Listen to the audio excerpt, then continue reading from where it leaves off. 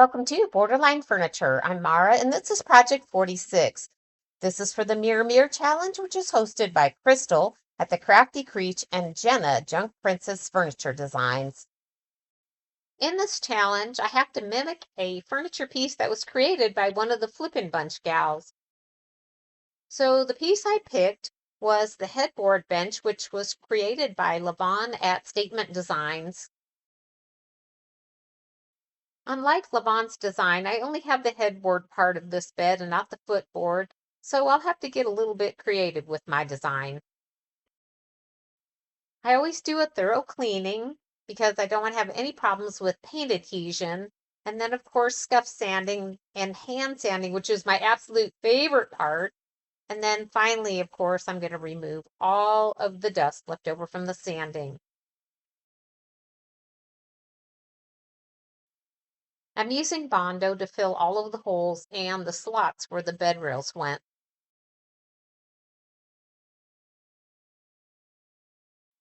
It just took a couple minutes to sand this Bondo flat, and I was ready to start the headboard transformation.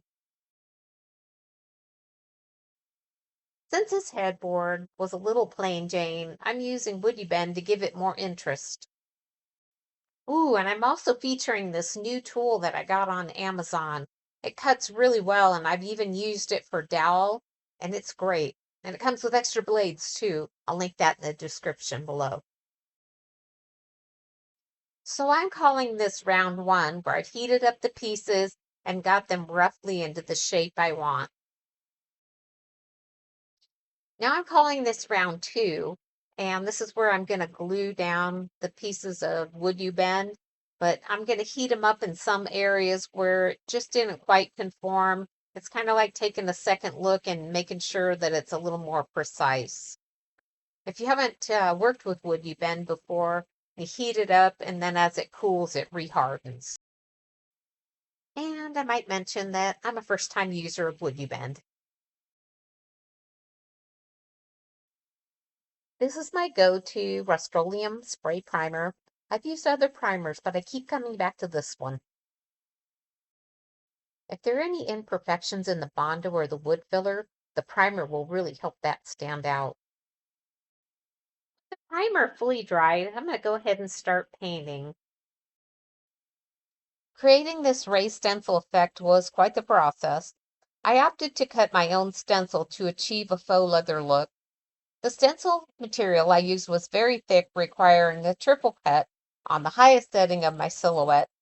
In hindsight, a new cutting blade would have made the job much easier. Typically, I would apply spray adhesive to the back of the stencil to keep it in place, but I had to reuse it multiple times, and I was concerned about the adhesive gumming up. Even though I made this work, using spray adhesive is the best option. I'm using drywall compound for the raised texture. Some people use Dixie Belle mud, but I find that this is a cheaper option. After applying the first layer of mud, I had a 5-gallon bucket of water ready to clean the stencil, because washing mud off in your sink can clog your plumbing. After the mud dried, I lightly sanded and sealed the surface with paint.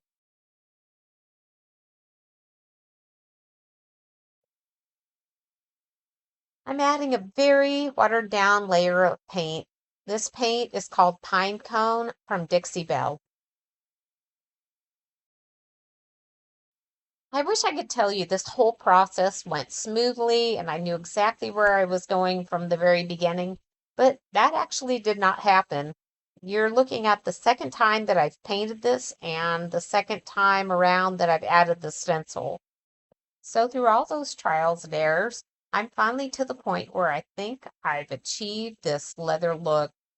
And all I'm doing here is using a wet rag to clean off the raised part of the stencil. And after this paint dries, I seal it with bare polyacrylic before starting the decoupage.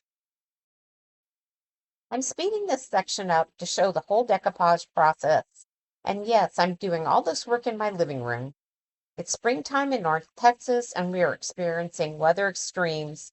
Extremely hot, extremely windy, extremely stormy, and extremely unpredictable. This decoupage paper was purchased at Zazzle.com and it's called Indian Horse by Reba Rose Creations. The paper comes in 10-pound and 18-pound, and I recommend the heavier 18-pound for decoupage. Wetting the paper keeps it from wrinkling as the paper comes in contact with the wallpaper paste. I've used other adhesion mediums, but the paste works best for me. Using the 18-pound paper allows me to wet and reset my paper if needed. Two additional things I've learned doing decoupage: don't spread the wallpaper paste too thick and don't overwork the paper.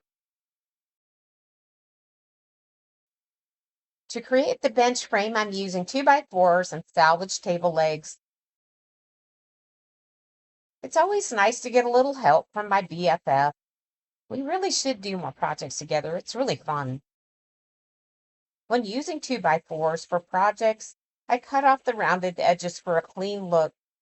There's just something about raw 2x4 edges that screams, "Look at me, I'm a 2x4 wall stud."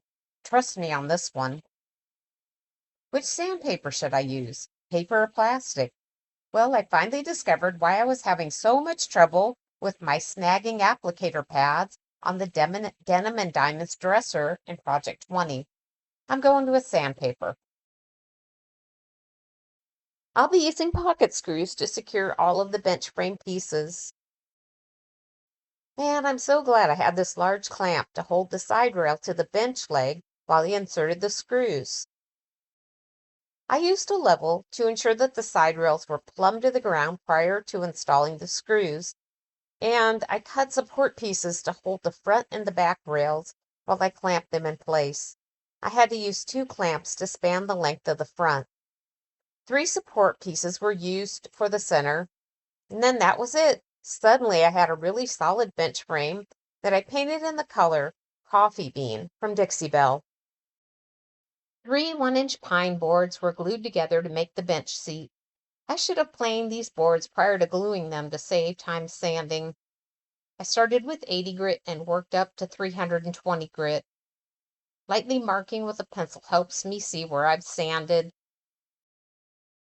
Slow and steady movement without pressure prevents sanding swirls. Just a quick call out to my coworker Aaron for his assist with the glue at his workshop, which has flat surfaces and many clamps. When I grow up, I want a workshop just like his. I'm using Minwax Pre-Stain. This prevents the stain from absorbing unevenly. After an even application, I set my timer for 15 minutes and would wipe off any excess after that time, but there really wasn't any. The stain color is Jacobian from Minwax. Again, it's important to use a pre-stain on pine because it has a tendency to absorb stain unevenly. After wiping back the stain, there are still areas where the stain absorbed more heavily than others, but then again, that's the nature of pine. After a 24-hour dry time, the final step is applying Watco Danish oil. I applied 2 coats, allowing another 24 hours dry time between each coat. It's very rustic, and I'm very okay with that. To add a level of interest, I'm creating resin molds. Weighing the resin on a food scale will get me an even 2-part mixture. If the directions say to stir for 3 minutes, I set my timer and stir for 3 minutes. I've read there are 2 failure points with resin: not getting a 50-50 mixture and not completely mixing. This type of resin will turn white as it cures. Well, this looks like a successful pour to me. Sometimes I'll use an X-Acto knife to clean up any uneven edges. Since the resin surface is so smooth, I use a sanding sponge to scuff and sand the surface, and then I spray this with Rust-Oleum Extreme Bond Primer. I purchased this wall trim from Amazon, and will also need to scuff sand the surface prior to priming and painting. Here's my secret DIY textured formula: 1 teaspoon of sand purchased at Hobby Lobby, 2 teaspoons of drywall compound, 1/2 to 1 cup of chalk paint, and mix well. It's budget friendly and it's locally sourced. Oh, and it's not a secret anymore. The key to getting the textured effect is to stipple the paint mixture on. Yes, this is my ironing board, but hey, whatever works, right? I also apply paint to my resin molds and 4 pieces of wood you bend trim. Once the textured paint is dry, I add another layer of hammered effects paint from Rust-Oleum. I could have stopped here with this cast iron effect, but I thought it would look even better with rust, so I decided to use Dixie Belle patina paints. The iron and green reactor creates rust, and the copper and green reactor creates green. Here you can see the reaction taking place. I wasn't very happy with the results. It was discontent with the product and application, and I spent a lot of time reapplying watered down paints until I achieved the rust look I was going for. While I didn't need to seal the patina paint, I decided to spray it with polyacrylic anyway. Again, I was able to achieve the look I wanted by adding watered down paint for a darker rust. I never had a problem with the copper and green oxidation other than I applied too much of it, and the pieces reminded me of a calico cat instead of a rustic ranch. It wasn't hard to fix, and the final result came out perfect. You can see it here on the top piece where I left most of the green oxidation. With the addition of 1 bench seat and a dozen screws, I'd say that this project is done. Here's the headboard I started with, and now for the final reveal.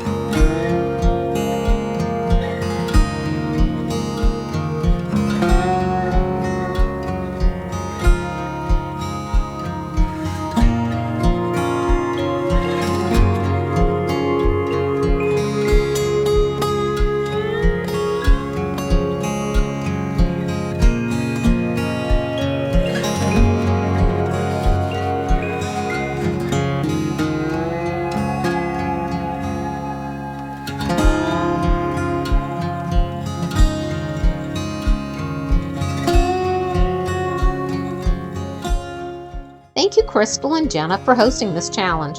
Also, a big thanks to Levon for the inspiration. Please click the link to see other videos in this challenge. Your likes and comments are really appreciated. And as always, thanks for watching.